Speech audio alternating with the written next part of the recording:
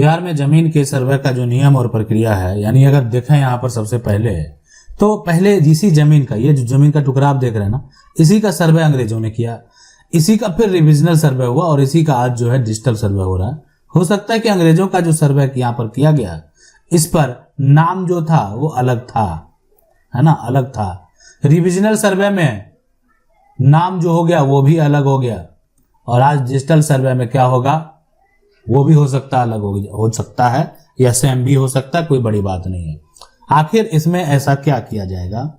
देखें, सबसे पहली बात कि जो ये सर्वे है ना, यानी जमीन का जो सर्वे है, अब ये जो राज्य सरकार के द्वारा रिविजनल किया गया, अंग्रेजों के सर्वे के आधार पर किया गया।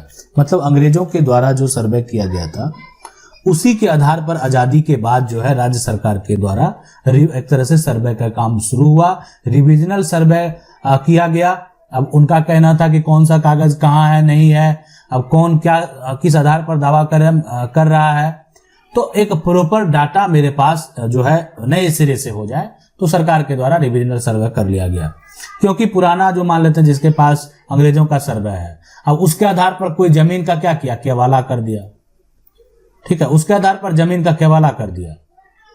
तो जो रिविजनल सर्वे है, जो रिविजनल सर्वे है, अगर उसकी बात करेंगे यहाँ पर, ठीक है, तो उसमें जो है उस केवाला वाले का क्या किया, जमीन का खतियान बना दिया यहाँ पर, ठीक है, ये कर दिया। और जहां पर किसी प्रकार का कोई डाटा नहीं मिला, उसको दर्ज कर दिया गया अनाबाद जो है बिहार सरकार में, ठीक है, अनाबाद सर्वसाधारण अनाबाद बिहार सरकार, इस टाइप से जो है बिहार सरकार का खतियान बना दिया गया। लेकिन आज ये डिजिटल सर्वे है, यानी भूमि का सर्वेक्षण जो है नए तरीके से किया जा रहा है, और यहां पर आधार अंग्रेजों के द्वारा जो सर्वे किया गया था उस खतियान का नहीं है। यहां पर जो अब आधार बनाया जा रहा है वो रिविजनल सर्वे का बनाया जा रहा है। अंग्रेजों के सर्वे का जो सर्वे था उसको आधार बनाकर रिविजनल जो सर्वे किया गया, उसमें काफी त्रुटि देखने को मिला। लोगों की जो जमीन है आज भी उनके कब्जे में है, लेकिन नाम किसी और का दर्ज है और विवाद चल रहा है। बहुत लोगों ने विवाद को सुलझा लिया, बहुत लोगों के द्वारा विवाद जो है अभी भी खत्म नहीं हुआ, मामला कोर्ट में चल रहा है। अब रिविजनल सर्वे को आधार मानकर डिजिटल सर्वे किया जा रहा है। यानी अभी वर्तमान में यही होगा कि अगर आप नए खतियान से जमीन को खरीदे हैं और आपके पास अगर जमीन का केवाला है, तो अब आपका डिजिटल सर्वे में डिजिटल खतियान बन जाएगा। यानी आप अपने खतियान को ऑनलाइन देख पाएंगे, ऑनलाइन सारा कुछ आप कर पाएंगे जो भी पॉसिबल हो, और आसानी से आपके खतियान में कभी भी कुछ भी अपडेट किया जा सकता है। यानी एक डिजिटल सर्वे है, जमीन का नया मैप मिलेगा, लोग फिर से नापी कराएंगे, जमीन की फिर से नापी होगी, उसके बाद जो है जो भी होना होगा है वो होगा। अब एक बड़ा सवाल है यहां पर कि, और बहुत सारे लोगों के मन में ये चल रहा है कि मेरे पास रिविजनल सर्वे से खरीदा हुआ केवाला है, क्या उस केवाला का हम जो है एक तरह से अभी यहां पर सर्वे डिजिटल सर्वे में करवा सकते हैं, भूमि सर्वेक्षण जो नया हो रहा है उसमें अपना नाम दर्ज करवा सकते हैं? तो उसके लिए जवाब हाँ है। यानी आप जो है आपके पास अगर केवाला है तो आप फॉर्म भर के दे सकते हैं, और आप उस सील डीड के आधार पर, और आपका जमीन का कब्जा भी होना चाहिए, और कोई भी आपत्ति दर्ज करने वाला व्यक्ति नहीं होना चाहिए। अब ऐसा नहीं आप जाके दिए और दूसरा आकर आपत्ति कर रहा है कि ये तो जमीन हमारे कब्जे में है, हमारे नाम पर है, बहुत तरह की जो है आपत्ति कर रहा है। तो अगर ऐसा करेगा जो है और यहां पर, तो फिर समस्या उत्पन्न हो सकता है।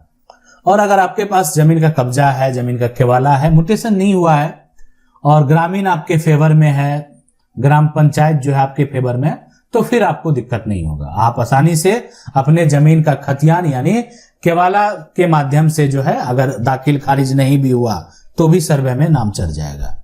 बहुत लोगों का मन में सवाल ये चल रहा है कि अंग्रेजों का जो सर्वे है तो उसमें जो केवाला, वहां पर जो पुराना खतियान था उससे केवाला है, यानी केवाला जो है वो रिविजनल सर्वे से पहले का है। इसलिए कि अभी यहां पर जो है डिजिटल सर्वे जो किया जा रहा है ना, तो आधार जो होगा वो रिविजनल सर्वे जो है उसके द्वारा जो भी कागजात आपको मिला है वो उसके आधार पर आपका डिजिटल सर्वे होगा। पुराना जो कागजात है उसके आधार पर आपका डिजिटल सर्वे नहीं होगा। यानी इसके लिए आपको क्या करना पड़ेगा, अब इस बीच का जो तालमेल है ये कैसे सही होगा, ये बड़ा सवाल है कि आखिर ये बीच का जो अंग्रेजों का सर्वे और रिविजनल सर्वे है, ये बीच में जो गड़बड़ी हुई आप उसको कैसे ठीक कराएं? अभी तो हमने कराया ही नहीं है, तो ये आपकी गलती है, ये आपकी गलती है। आप कह सकते हैं अभी तक आपने नहीं कराया, तो अब तो आपको यहां पर 3 स्टेप से गुजरना पड़ जाएगा। ठीक है, 1 स्टेप 2 स्टेप ये तो फिक्स ही है। तो इसलिए कि अब आपको यहां पर जो दावा करना है, अपने सबसे पहले रिविजनल सर्वे में सुधार का दावा करना है, और रिविजनल सर्वे में सुधार का जो आप दावा करेंगे उसके लिए अंग्रेजों का जो सर्वे है वो कागजात होना चाहिए।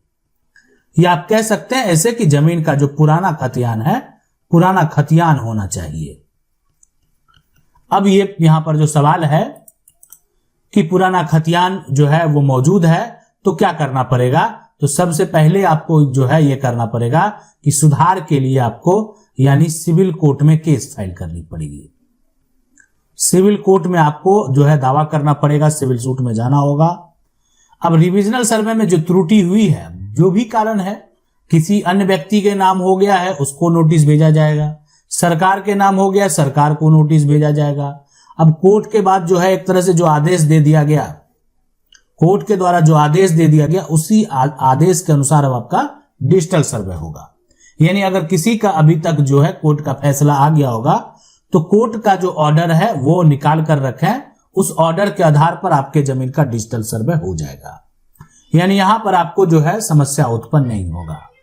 अगर आप डिजिटल सर्वे कराएंगे तो किसी प्रकार का कोई भी समस्या उत्पन्न नहीं होगा। लेकिन समस्या किसको उत्पन्न होगा, एक बड़ा सवाल है, और इस सवाल को समझना भी चाहिए कि समस्या आखिर किसको उत्पन्न होगा। समस्या उत्पन्न होगा, बहुत सारे लोगों को समस्या उत्पन्न होगा, और यह बड़ा समस्या उनको उत्पन्न होगा जिनके पास ये जमीन जो है, जमीन का कब्जा है और जमीन का कोई भी कागजात नहीं है। कागजात जो जिसके पास है वो कोई अन्य व्यक्ति है और वो दावा भी कर रहा है, आपको आरोपी बता रहा है, आपको अपराधी बता रहा है। किसको बता रहा है? जिसके पास कब्जा है। कब्जा होने का बहुत सारा कारण हो सकता है, ये जमीन आपको उपयोग करने के लिए उनके पूर्वज के द्वारा दिया गया हो, ऐसा भी देखा जाता है। कब्जा का यह भी कारण हो सकता है कि पैसा लिया लिखा नहीं, बहुत सारे कारण होते हैं। कब्जा करने वाला भी बिना कागजात का केस जीतता है। अब लेकिन अभी जो वो तरीका है, अब उसके लिए क्या क्या तरीके होते हैं, क्या क्या करना होता है, लेकिन जीतते हैं। आप कंडीशन तो समझ ही गए होंगे। कब्जा है, कब्जा वाला पर आरोप लगा दिया कि कब्जा किया हुआ मेरे जमीन का, मेरे पास कागजात है। कब्जा वाला अब यह साबित करने को तैयार है कि हमने आपको पैसा दिया था, हमारे पूर्वज ने पैसा दिया था। जमीन को आज तक इन्होंने रजिस्ट्री नहीं किया, बगल का लोग था, इसीलिए केस मुकदमा नहीं किया, हमेशा रिक्वेस्ट किया। बहुत सारे कारण होते हैं, लेकिन मैं आपको बता दूं, कोर्ट जो है यानी कुछ भी अगर आप कहना चाहते हैं तो उसके लिए साक्ष्य देना बेहद जरूरी है। बिना साक्ष्य का आप कुछ नहीं कर पाएंगे, सबूत देना पड़ेगा। सबूत के आधार पर ही आप कुछ कर पाएंगे। अगर सबूत नहीं देंगे तो कुछ नहीं होगा। तो इसीलिए कब्जा करने वाला भी केस जीतता है, और कब्जा करने वाले के लिए भी कानून है। लेकिन यहां पर जमीन सर्वे में आपके पास कागजात नहीं है, तो आपको कागजात के लिए क्या करना पड़ेगा? अगर किसी दूसरे के पास कागजात है, वो दावा करता है, तो डिजिटल सर्वे उसी के नाम से हो जाएगा। लेकिन डिजिटल सर्वे में जो है यानी दखल जो है वो भी लिखा जाएगा कि अवैध दखल है। तो अवैध दखल तो मेंशन कर ही दिया गया कि जो दखल है वो अवैध है, सही नहीं है।